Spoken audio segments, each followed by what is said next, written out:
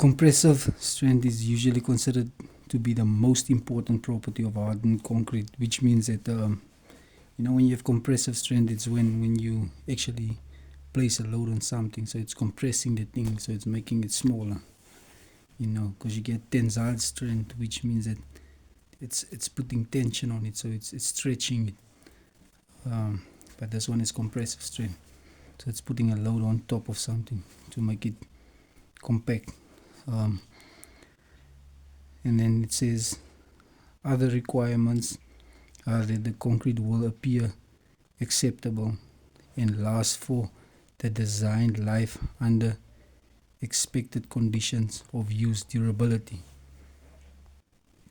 So it just means that other requirements are that concrete lasts for the design life under acceptable conditions of use, which means the design life actually just means that usually when certain concrete, they have like a certain design life, like a duration before they actually like deteriorate in if that's how you can put it, deteriorate in strength. So for example, like usually you have a design life of 100 years, 150 years, 50 years, which just means that the concrete will last for so long. After that, in certain conditions, expected conditions, after that, 50 years of design life, 100 years or 150 years, concrete starts depreciating in strength, which means that it becomes weaker, and then you have to demolish the building, yeah, that's what they mean with the design life. Last for the design life under expected conditions of use. So the next thing is the main factor which affects the strength of concrete is the water cement ratio. This is stated as a decimal fraction. For example, with 1 part of water to 2 parts of cement. So basically the ratio was supposed to be 0.5 to 1. So it's basically 50%, because 0.5 is actually 50%. So 50% of water and 100% of cement. So if you have 2 bags of cement, which is 100 kilograms, then you should have 50 kilogram of water. So you can convert your liters to kilograms, and then you basically know 50 kilograms of water is equal to 100 kilograms of cement. That's if you convert liters to kilograms, because you can actually convert liters to mass if you know your unit conversions. But they say the main factor which affects the strength of concrete is the water cement ratio.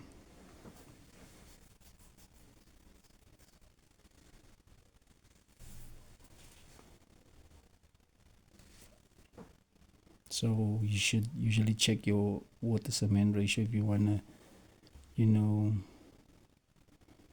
change the strength in your concrete, because those two are the main factors. If you have more water cement ratio to the cement, then the strength of the concrete will be maybe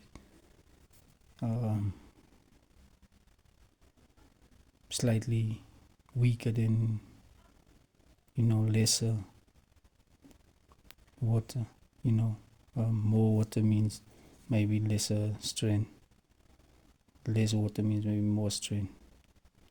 But you should also be careful, because when you do a slump test, the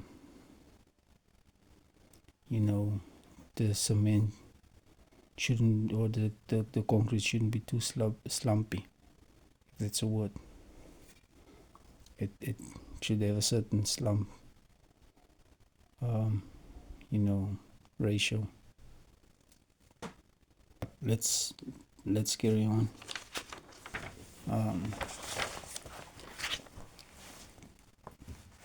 So let me say compressive strength is the resistance of standard plain-ended specimens of concrete to crushing. So compressive strength is the resistance of standard plain-ended specimens of concrete to crushing. So basically it's just telling you that compressive strength is the resistance of whenever you crush concrete. Like I don't know why they have to put all this extra stuff in saying that it is the resistance of the standard plain end specimen. They could have just said concrete strength, compressive strength is the resistance of concrete to crushing, which means is whenever you crush concrete, that's how you test the compressive strength. And specimen just means of a you know,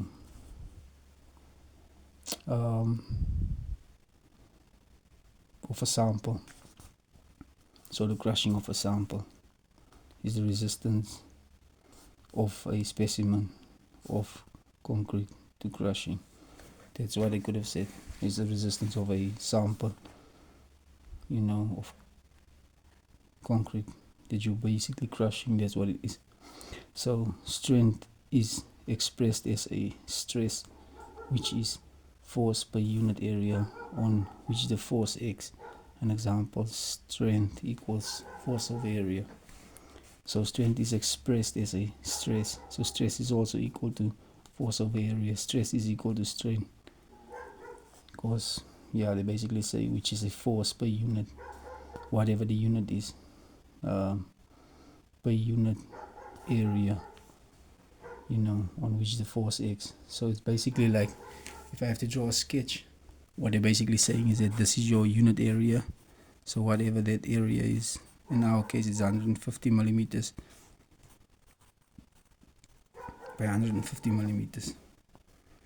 So it's 150 millimeters square. Now usually, let's say that's your cube. It looks like that. Usually you have a force that's placed on top of that cube, and they talk about it's a force that acts on that area, you know, per unit area, whatever the unit is. Like I said, for us it's 150 millimeters square, so it's a force acting on that unit area. Yeah, so compressive strength is measured by the cube test as described in the following standard test method. So compressive strength is measured by the cube test as described. Is measured by the cube test as described in the following standard test method. So this is how you measure compressive strength. You know,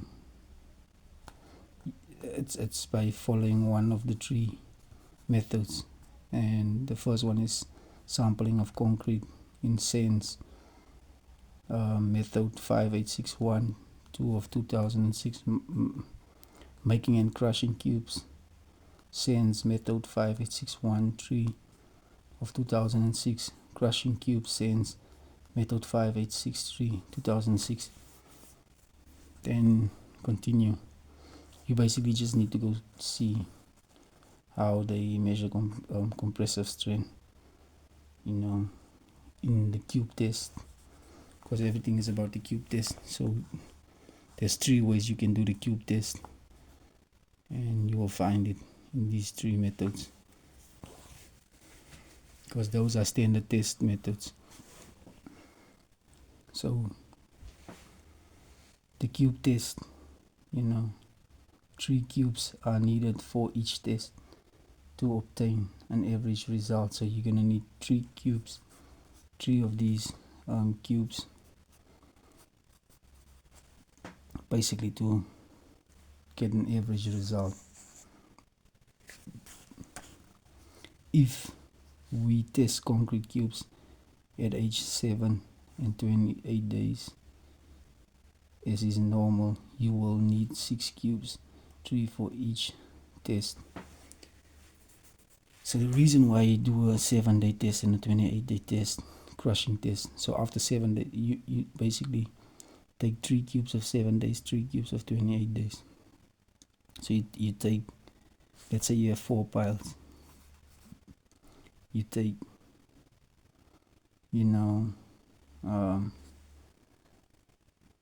on each pile,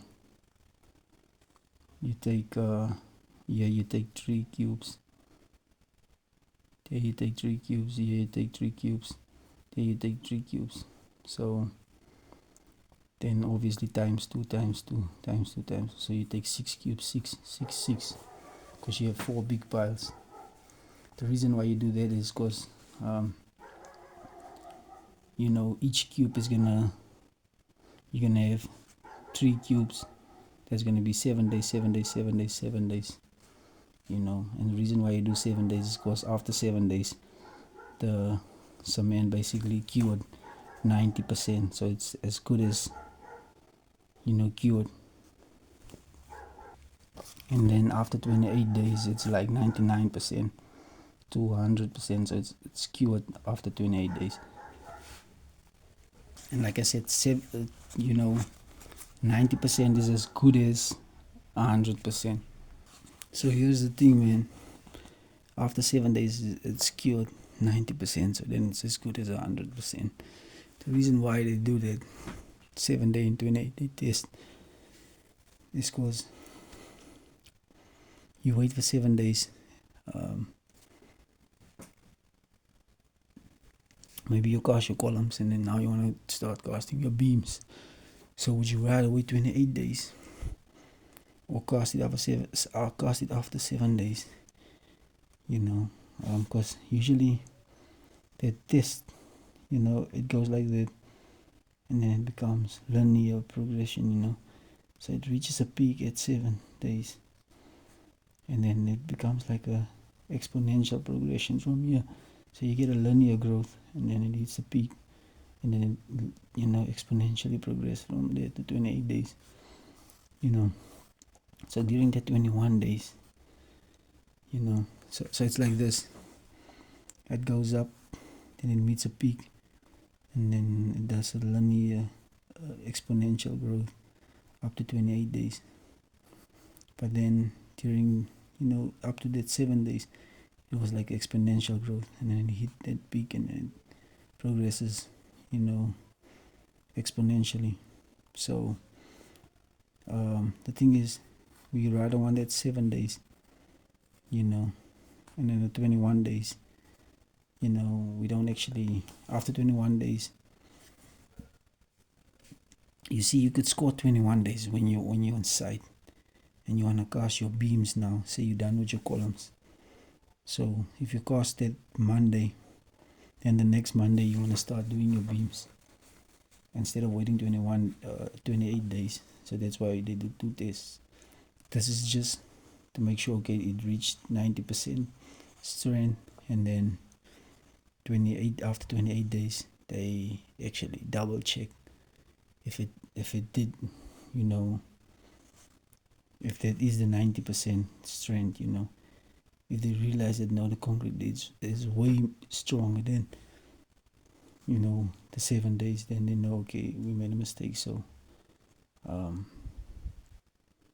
usually it won't happen like that, but for example, the differences shouldn't be like a lot between 7 days and 28 days, the strength difference.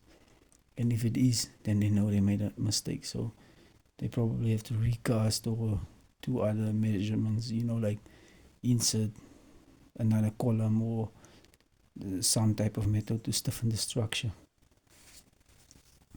Yeah, so that's why they do 7 days and a 28-day test.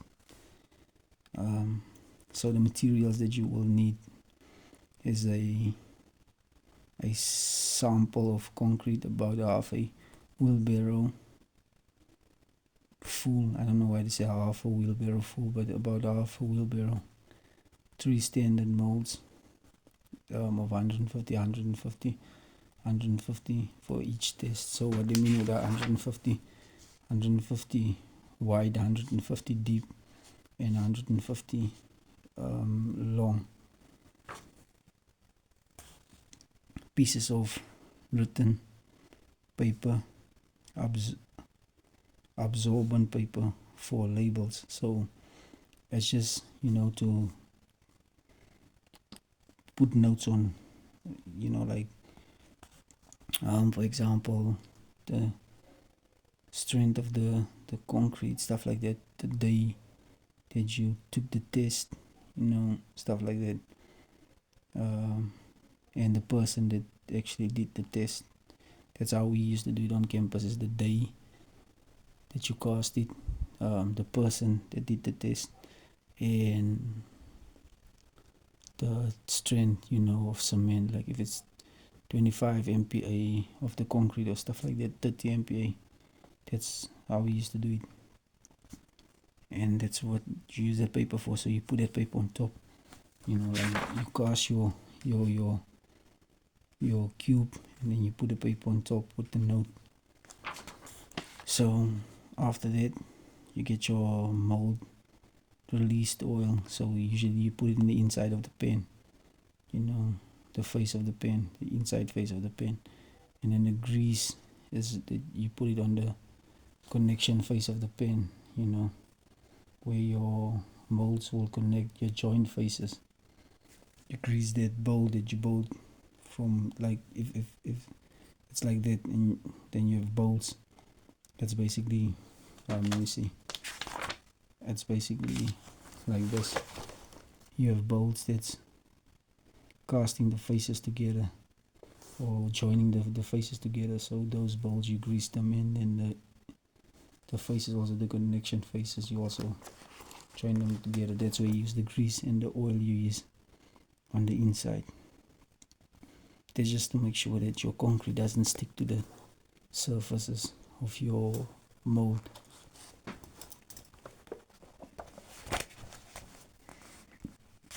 So the tools that you will need is a steel tamping rod, 600 millimeters long, with a diameter of 16 millimeters. That is at least one end rounded. So the tamping rod, it looks like this: 16 millimeter diameter tamping bar with rounded end. And then you have a wheelbarrow and a shovel and a ball pen, or preferably a soft pencil, and then a scoop. This is just to scoop your concrete and then put it in your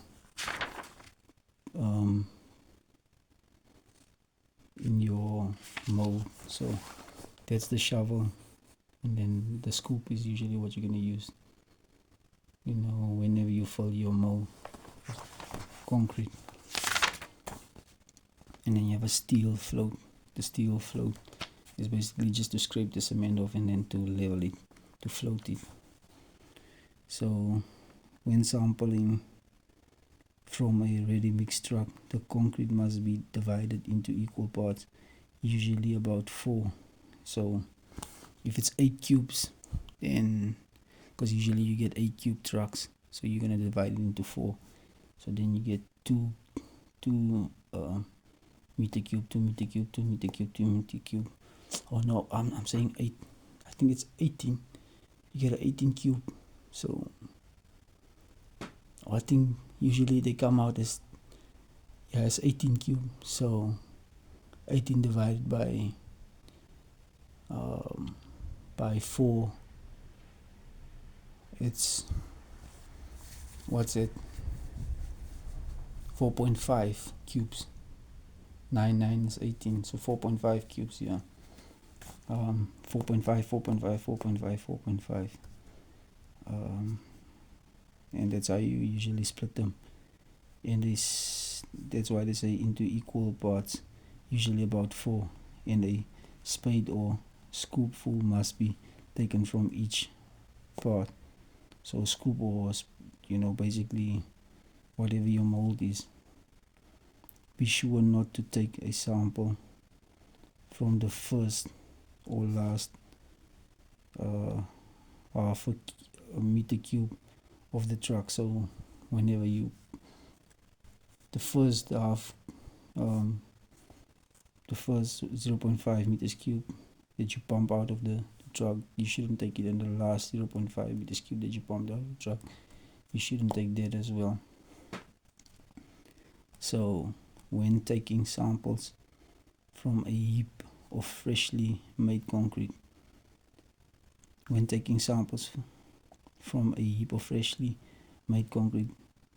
distribute the heap into 4 equal parts and follow the same procedure by taking enough from each part for your test. By taking enough from each part for your test. So it's the same, when you mix it freshly, like when you mix it on site. That's what they mean when they say freshly made concrete. Like it's like you make it on site, so it's not coming in with trucks. They say distribute the heap into 4, so you have to split it into 4 equal parts and then follow the same procedure, or that's how I pronounce that word, procedure, by taking enough from each part for your test. So you split it in 4, and then you take a scoop from each one or mold from each one, and that's how you do your test. So let's go on to the following. The following is how to make the concrete cube. So basically how you make the concrete cube. How to make the concrete cubes. Check that molds are clean and do not have dust or dirt on them. The joint faces have been greased. They are assembled in the right way. The bolts are tight. Then they say smear release oil very tightly on the inside faces of the molds and place the molds on a firm level surface. Mix the concrete well in the wheelbarrow. Fill the mold with concrete in 50mm layers. So in 50mm layers, which means if you fill it, it's gonna be 50mm, maybe, because it's 150, so you're gonna have 3 layers, because it's gonna be like this. It's 150mm, so it's gonna be 50, 50, 50, 50, 50, 50. That's how you're gonna fill them up to the top. So you're gonna have 3 layers. First layer, then you tap it with a temper. Second layer, you tap it with a temper. Third layer, you tap it with a temper. So they say fill the molds with concrete in 50mm layers, tamping each layer at least 45 times with the rounded end of the tamping rod to get the air bubbles out. So that's just to release air bubbles. The reason why you want to release air bubbles is because they usually weakens the cube. That's why we also vibrate. If you have a vibrator, it's even better. But I don't think it's needed for vibrator, because it's not concrete over a large area or in a large volume. So the last layer should more than fill the mold. After tamping the last layer, use the steel float to strike off the surface of the concrete so that it is level with the top of the mold. That's when you basically use it, and then you scrape off the the excess, concrete, and then you just level it with the top. Write down the following on a label for each cube. The company name, yes. So usually you wrote your name down, but here they say your company name. The contract number or the reference number. So basically, if you're using a someone's lab, then you have to put in the contract number or the reference number. The date when the cube was made, and then gently press the label onto the top of the cube. Cover the cube with damp sacking, followed by a sheet of plastic, and store them in the shade away from wind and where they will not be disturbed. Now we didn't do the cover the cubes with damp sacking followed by a sheet of plastic. We didn't do that. What we used to do is we used to put them in these microwaves, I think at 25 degrees. That's what we did.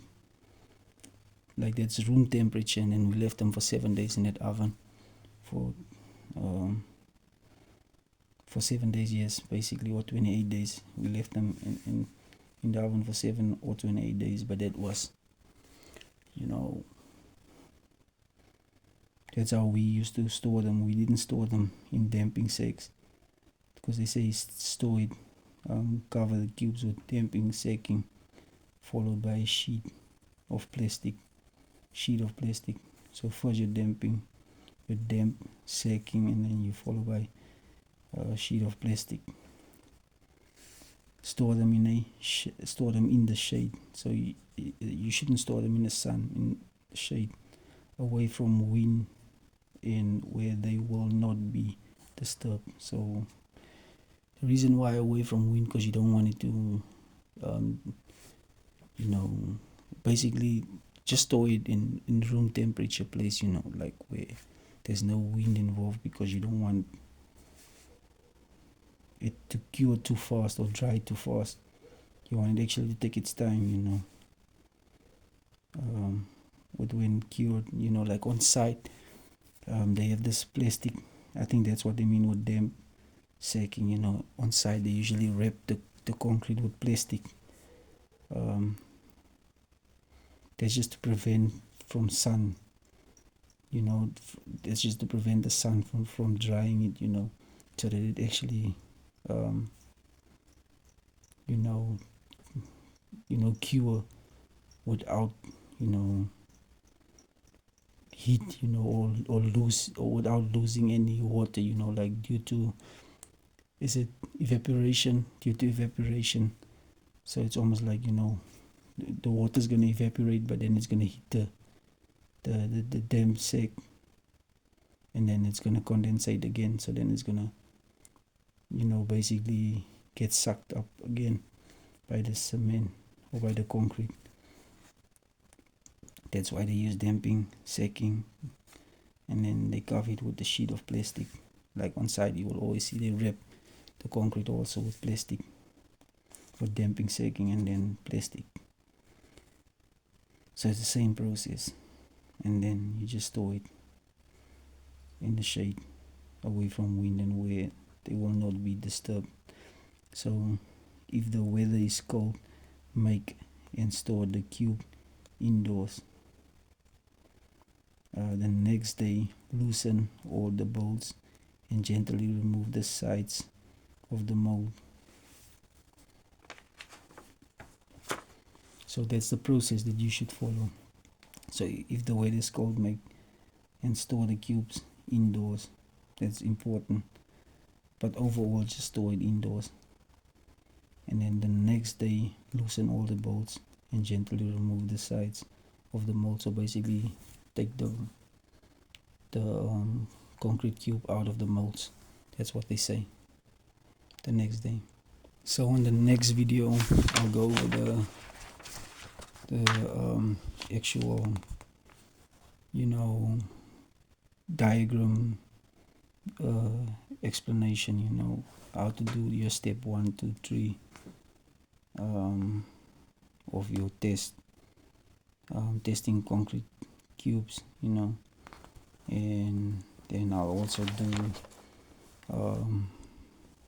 explanation on what you should do and what you shouldn't do. And then after that, we'll just go over some more theory, Then after that, I'll actually see if you want me to do the calculations, I'll do it when I get like 1,000 likes or something like that, and when I get 1,000 likes,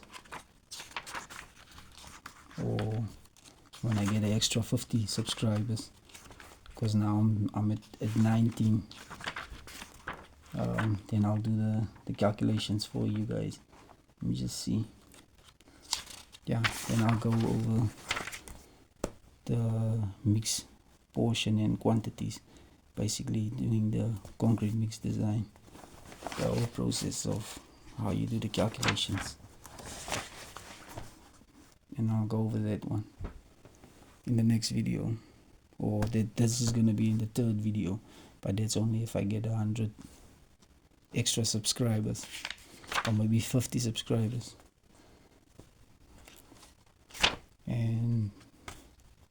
But the next video will be doing the diagram representation of the method, and then what you should do and what you shouldn't do, and then some theory. That will be on the next video.